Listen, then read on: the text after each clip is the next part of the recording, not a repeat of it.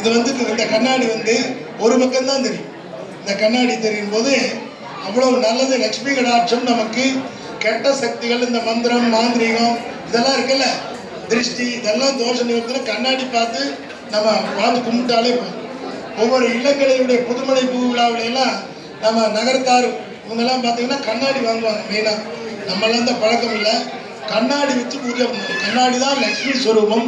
அதனால தான் கண்ணாடி உடையக்கூடாது, பத்திரமா பார்த்துக்கணும்னு சொல்லி சொல்கிறோம். கண்ணாடியில் முடிஞ்சால் அந்த கோயில் தெரிகிற மாதிரி, இப்போ அங்கே எப்படி தெரியுதில்லை அந்த மாதிரி கோவில் கருவறை தெரிய வேண்டும். அந்த மாதிரி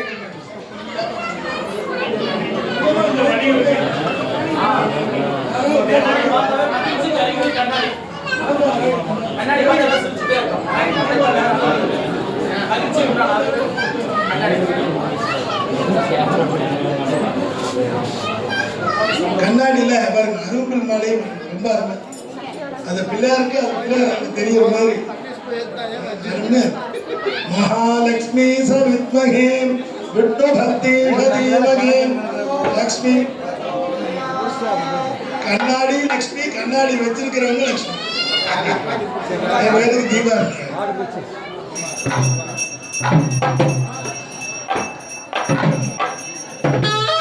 மகாலட்சுமி சவித்மகே தீமகே தன்னோ லக்ஷ்மி பிரச்சோதயாத்.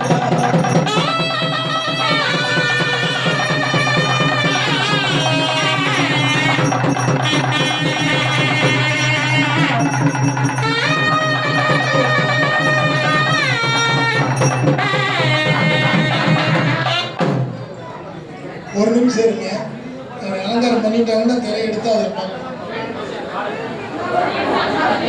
தலைக்கணும். உங்களெல்லாம் தலைக்கணும். கண்ணே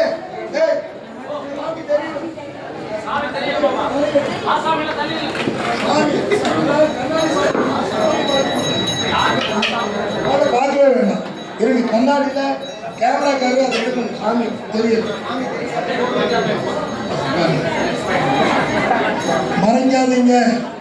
சாமி உங்க மூஞ்சி தான் தெரியும்.